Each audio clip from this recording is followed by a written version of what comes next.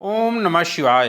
हर हर महादेव। नमस्कार दोस्तों, मैं नित्यानंद पांडे आपके अपने चैनल नित्य साधना में आपका स्वागत करते हैं। तो दोस्तों, आज हम लेकर के आए हैं नवरात्रि 2024।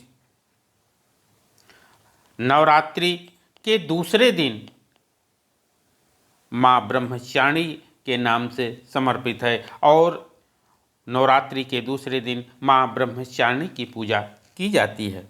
दोस्तों, दूसरे दिन हमें किस चीज़ का भोग लगाना चाहिए और माँ दुर्गा की दूसरी शक्ति पावन पौराणिक कथा को हम श्रवण करेंगे। तो दोस्तों, आइए हम वीडियो शुरू करते हैं।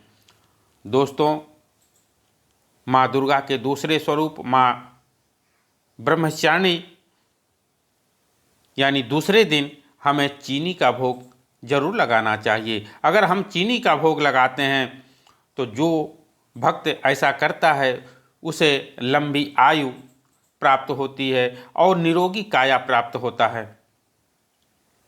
अच्छे विचार का आगमन होता है।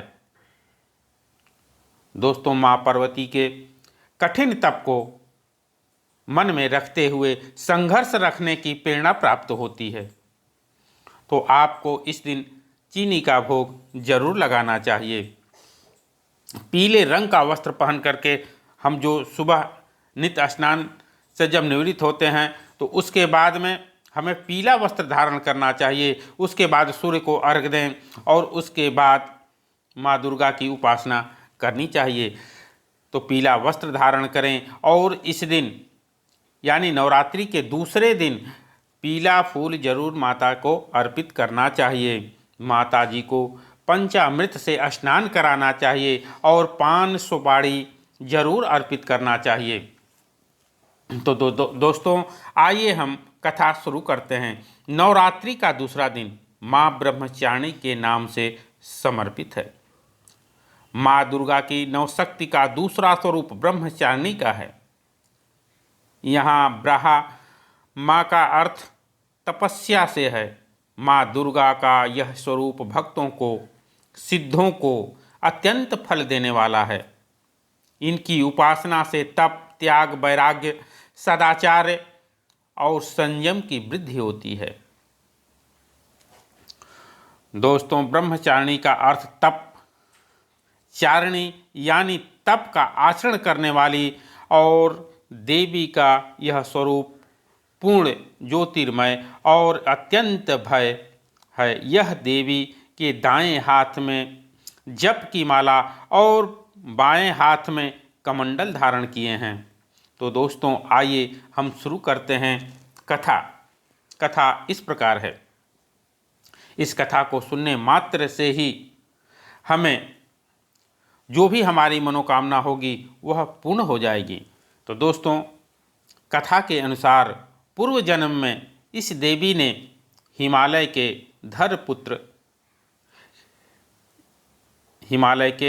घर पुत्री रूप में जन्म लिया था और नारद जी के उपदेश से भगवान शंकर को पति रूप में प्राप्त करने के लिए घोर तपस्या की थी।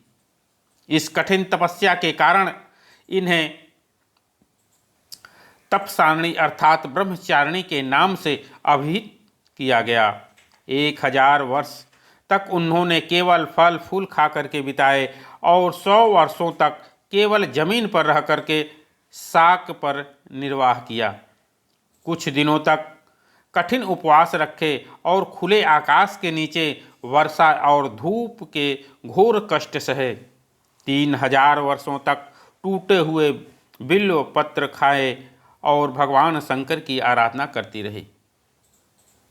इसके बाद तो उन्होंने सूखे बिल्वपत्र खाना भी छोड़ दिया और कई हजार वर्षों तक निर्जल और निराहार रह करके तपस्या करती रही।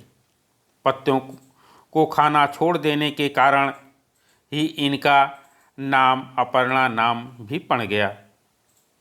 कठिन तपस्या के कारण देवी का शरीर एकदम क्षीण हो गया।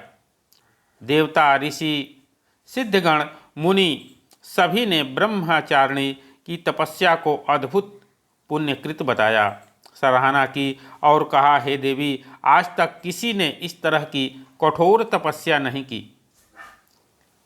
यह तुम्ही से संभव थी। तुम्हारी मनोकामना परिपूर्ण होगी और भगवान चंद्रमौली शिव जी तुम्हें पति के रूप में प्राप्त होंगे। अब तपस्या छोड़कर घर लौट जाओ, जल्द ही तुम्हारे पिता तुम्हें बुलाने आ रहे हैं। इस देवी की कथा का सार यह है कि जीवन में के कठिन संघर्षों में भी मन विचलित नहीं होना चाहिए। माँ ब्रह्मचारिणी देवी की कृपा से सर्व सिद्धि प्राप्त होती है। दुर्गा पूजा के दूसरे दिन देवी की इस स्वरूप की उपासना की जाती है। दोस्तों, तो यह था माँ ब्रह्मचारिणी की कथा। आपको कथा कैसी लगी कमेंट में ज़रूर लिखिएगा। चैनल को सब्सक्राइब करिएगा। मिलते हैं कुछ ऐसी ही ज्ञानवर्धक वीडियो के साथ। धन्यवाद।